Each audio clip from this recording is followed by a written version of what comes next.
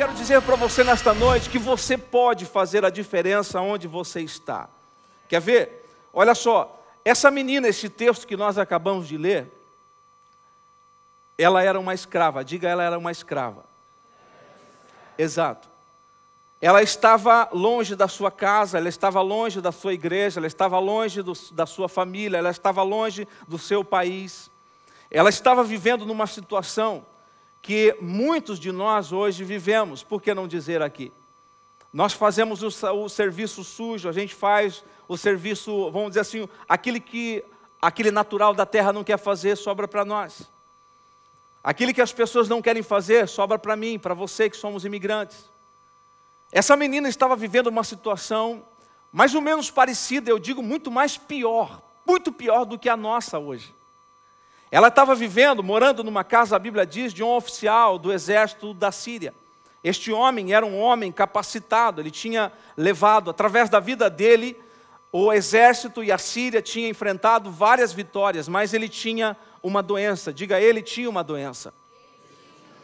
E nessa doença, a Bíblia diz que os judeus, ele não podia conviver perto de alguém que era leproso, e esse homem era leproso.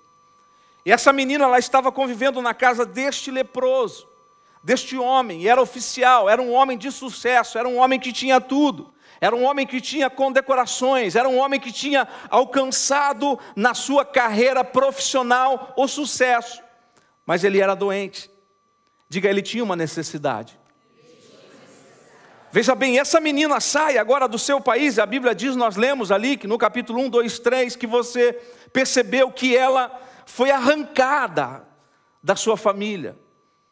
E ela foi levada para viver como escrava nesta casa deste casal, deste oficial.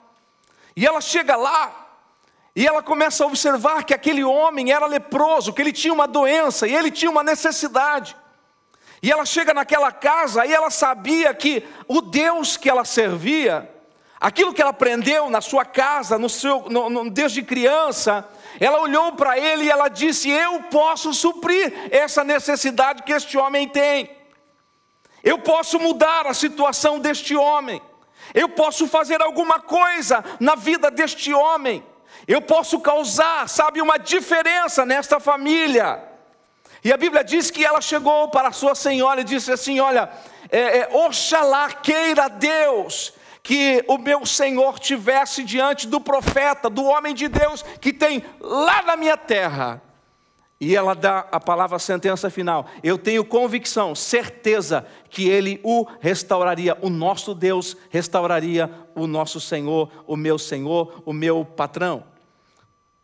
Aquela mulher escuta esta palavra, chega para Naamã, seu marido, e diz, olha, aquela escrava que nós trouxemos da terra de Israel, ela disse que se você fosse até a terra dela, procurasse um tal profeta lá, você iria ser curado.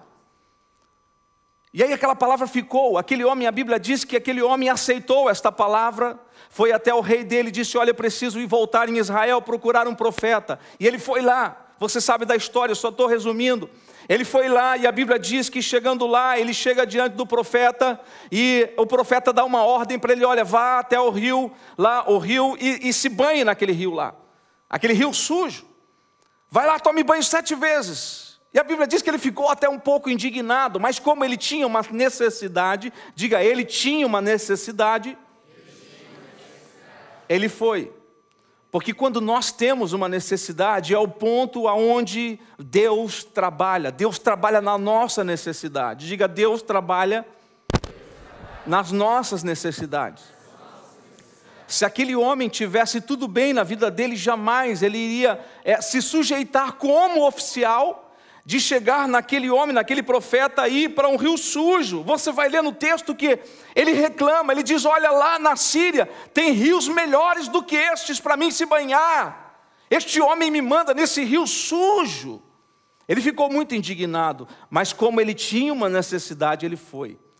E ele foi lá, e a Bíblia diz que ele foi 7 vezes, você sabe da história, ele voltou, e a Bíblia diz que na 7ª vez ele voltou curado. Mas o importante dessa cura não foi apenas uma cura física exterior que aquela menina causou, não foi apenas ali uma mudança exterior, ela causou um impacto naquela família. Ela causou uma mudança, ela fez a diferença aonde ela estava. Ela mudou a história. Eu creio que quando Naamã voltou para casa, ele chega e começa a fazer festa, porque imagine um leproso curado de uma lepra. Naquela época era considerado maldição. As pessoas não gostariam e não queriam estar perto de um leproso. E a lepra na Bíblia significa pecado. Ninguém gosta de estar perto de pessoas que vivem podre pelo pecado. E essa era a situação deste homem, deste oficial de Naamã. Mas aquela menina, ela não olhou nada disso e ela conseguiu, mesmo sendo essa vida difícil que ela estava levando, ela conseguiu implantar Deus naquele lugar. Ela conseguiu mudar aquele lugar. Ela conseguiu mudar a atmosfera daquele lugar. Querido, sabe o que eu estou dizendo para você nesta noite? Que talvez você esteja vivendo ou morando ou trabalhando num lugar onde você percebe que tudo ao teu redor não tem solução. Quem sabe você está morando, está vivendo com uma pessoa que está doente, precisando de uma cura, precisando de ser restaurado. Talvez ela tenha uma necessidade e você tem a cura, você tem o remédio. E ela está dependendo de você. Deus está à tua procura, Deus está trabalhando para que você entenda isso. Lembre-se que eu disse no começo que a igreja somos nós. O prédio não pode falar de Jesus. Sabe, o templo não pode sair pelas ruas e pelas famílias falar de Jesus, levar a bênção e suprir necessidade pessoal de ninguém. Mas você pode. Segunda coisa que nós aprendemos aqui neste texto é que você pode, vamos repetir isso mais forte, 1, 2, 3, lá, vamos ler bem forte. Você pode fazer a diferença.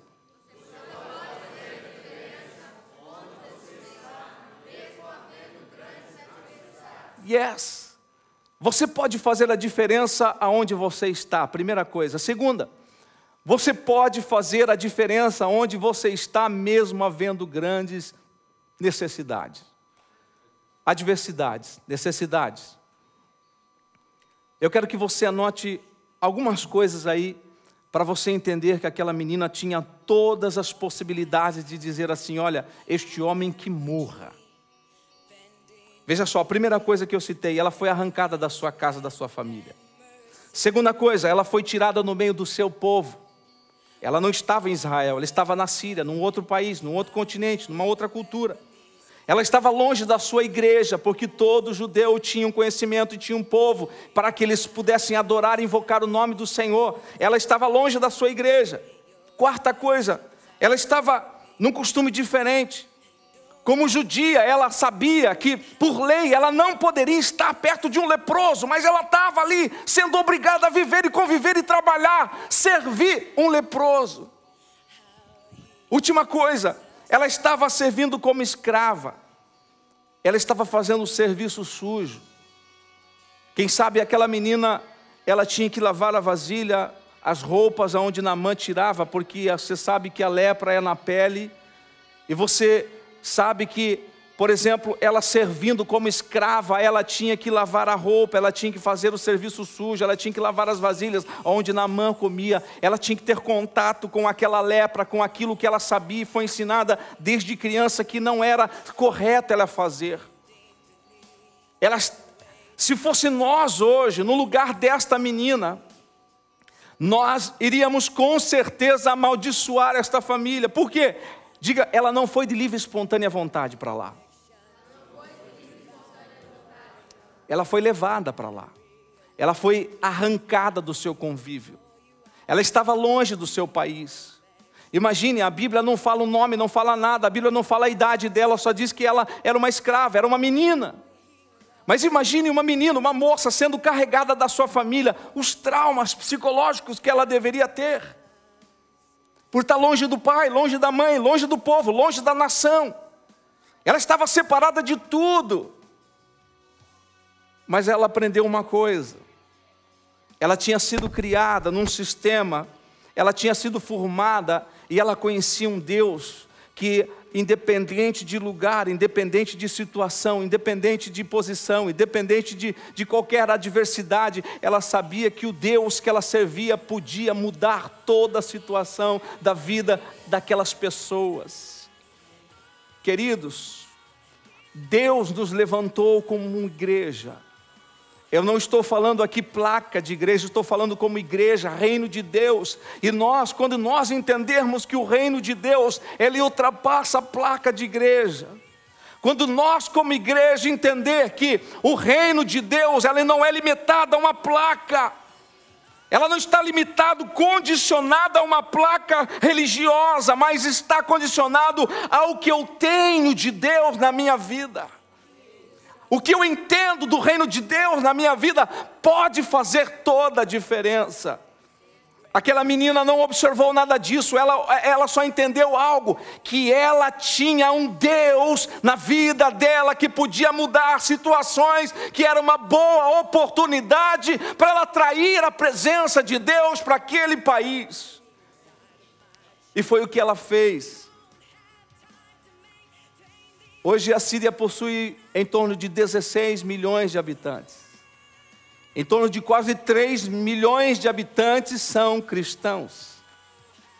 Quando Paulo começou a fazer as viagens missionárias dele, ele escolheu a Síria para com o seu quartel-general, da onde ele partia das suas viagens missionárias, porque a Síria é um lugar onde Deus já tinha feito coisas tremendas, havia já uma grande multidão de pessoas que conheciam a Cristo. E eu pergunto para você hoje, você sabe por quê? Sabe por quê? Porque alguém sem nome, alguém que não era teóloga, alguém que não era escritora, alguém que não era um músico, que não era levita, que não cantava, que não fazia nada, uma pessoa que pela sociedade ninguém dava uns vintém por ela. Ela sendo uma escrava apenas, ela chega num lugar, numa casa, num país, e ela causa uma diferença tremenda naquela casa. Sabe, amados, Satanás ele tem usado hoje uma artimanha nas nossas vidas para que a gente fique amarrado, grudado. Sabe, a gente fica tão bitolados numa situação que a gente não consegue ver que nós temos um Deus que pode mudar vidas e situações. Nós não entendemos que nós fomos chamados, gerados para mudar vidas e situações, e a gente começa a observar, a focalizar aquilo que a gente não tem. A gente coloca os nossos focos naquilo que nós não podemos. E nós começamos a sucumbir dentro desta mentalidade. Mas eu estou aqui para dizer para você hoje que Deus usa um Zé Ninguém, Deus usa uma pessoa sem nome, Deus usa uma pessoa que não tem conhecimento algum, Deus usa uma pessoa simples, mas que conhece Deus na sua essência. Deus quer usar você para causar um impacto na cidade de Londres. Terceira coisa, você pode fazer a diferença onde você está, por mais simples que você seja. Vamos repetir isso? 1, 2, 3.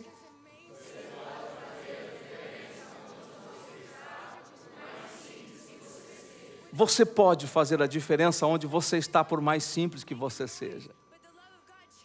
Eu tenho dito sempre lá na igreja que a nossa intenção, a nossa visão no ministério nós não temos nenhuma pretensão em formar grandes teólogos. Nós não temos. Pastor, mas isso por quê? Não, você pode ser teólogo. Eu estudei. Você pode, mas a nossa prioridade não é formar teólogos. A nossa prioridade é pegar pessoas simples, carpinteiros, pescadores, e se tornar um potencial nas mãos de Deus de tamanha forma que através de pessoas simples, pescadores, matutos lá da praia, que estavam acostumados a pegar peixe, comer pão com a mão, Deus pega aqueles homens simples e diz: vocês vão impactar a terra, o continente. Deus pega pessoas tão simples, mas com desejo ardente no coração de fazer alguma coisa pelo reino. Eu tenho ministrado aos nossos líderes que nós precisamos ter uma indignação no nosso coração. Indignação por quê, pastor? Indignação, queridos, porque a Bíblia diz assim, que olha, os 2 maiores mandamentos da Bíblia é amar a Deus sobre todas as coisas e ao seu próximo como a ti mesmo. Nós temos que ter tamanha indignação de que nós não conseguiremos ver o nosso próximo caminhando, sabe, ao inferno e nós não fazer nada por ele. A nossa indignação tem que ser tamanha de ver pessoas doentes. Sabe, eu não consigo, amado, eu não consigo, nós não conseguimos. As pessoas que estão sendo geradas hoje nesta visão, elas não conseguem ver uma pessoa doente sem ela sentir a necessidade de curar, de tratar, porque nós entendemos que João 15,16, ele é para a nossa vida. Não foi vós que escolhestes a mim, mas eu escolhi a vós, e vos nomeei para que vades e deis frutos, e o vosso fruto permaneça, a fim de que tudo aquilo que pedis em meu nome lhe vou-lo conceda. Enquanto a igreja hoje não entender que não importa o seu nome, não importa o seu título, não importa o seu cargo, não importa quem você é, não importa você é apóstolo, pastor, evangelista, presbítero, para Deus isso não muda nada. Para Deus você não muda nada. Sabe o que muda para Deus? É olhar para nós e ver um coração de servo comprometido, simples com a palavra de Deus, a ponto de amar o próximo como a ele mesmo, de olhar um servo tão simples, sabe, tem um coração simples, mas que ele olha a necessidade de alguém, e ele não consegue ficar sem estender a mão ao próximo, porque ele não gostaria de estar passando por aquele próximo está passando, então ele estende a mão, vai lá e ajuda, arranca, ama, faz cura, dá, tira dele mesmo, como aquele bom samaritano. Você lembra do samaritano, do bom samaritano? De Lucas? Passou um sacerdote, passou um levita e passou um bom samaritano. Também não tinha nome. Parece engraçado, né? Também não tinha nome. Ele não tinha nome nenhum, não tinha sobrenome, só sabiam que ele era samaritano. E o que qualificou ele foi a atitude dele, que chamaram ele de bom. Agora o sacerdote, o levita, aquele que cantava, aquele que ministrava, aquele que era para trazer o amor, a cura, ele não trouxe. O levita também não trouxe.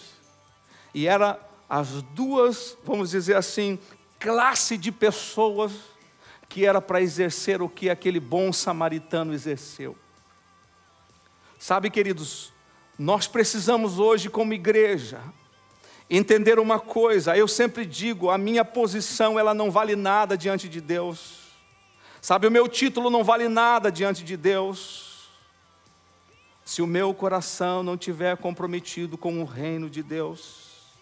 A tua carteirinha de membro não vale nada diante de Deus. O teu tempo de igreja não vale nada para Deus se as tuas atitudes não forem as atitudes de Deus.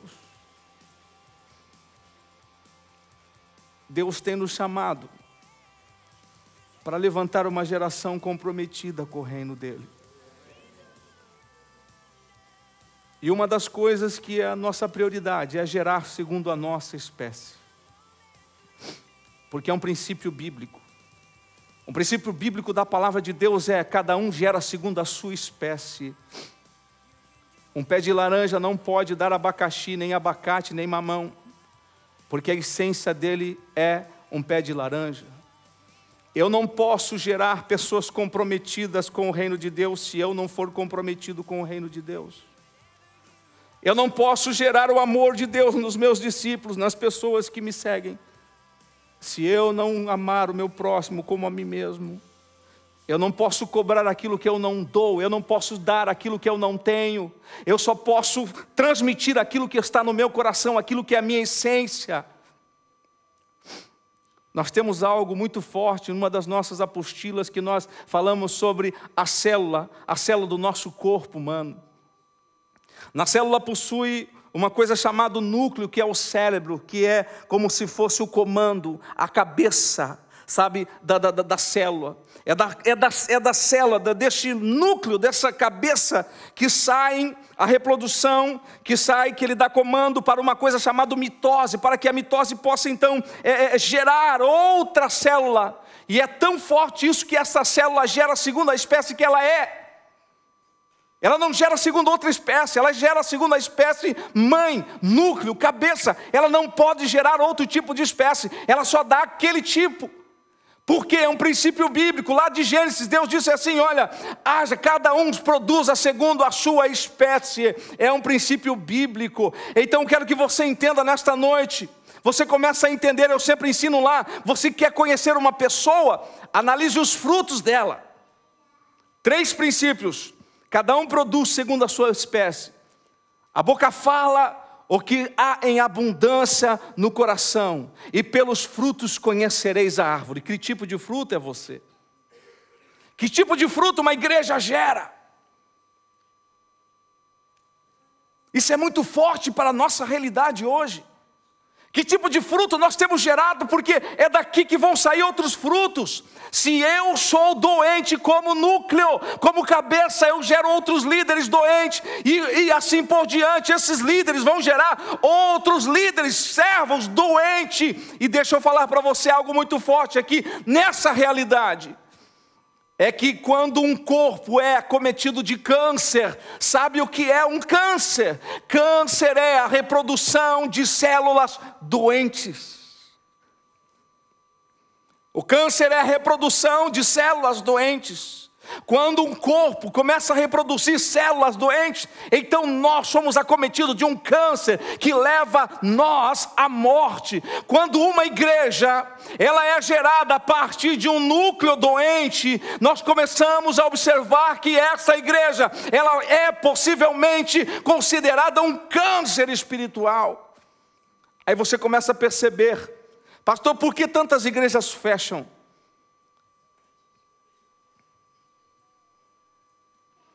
Porque não há mais um mover de Deus nas igrejas. Porque há tantas pessoas doentes, carentes dentro das igrejas. Porque há pessoas, pastor, decepcionadas com o reino de Deus, sendo que o reino de Deus, irmãos, é uma maravilha viver no reino de Deus. Deus não tem culpa se o núcleo é doente. Deus não tem culpa se o núcleo é podre. Deus não tem culpa se o núcleo não buscou a direção de Deus. Aí o reino paga. E nós temos orado hoje. O nosso compromisso aqui na Inglaterra, aonde tiver uma semente da Abundante Vida Church, esta semente, ela é totalmente comprometida com o reino de Deus. Sabe por quê? Porque eu sou comprometido com o reino de Deus.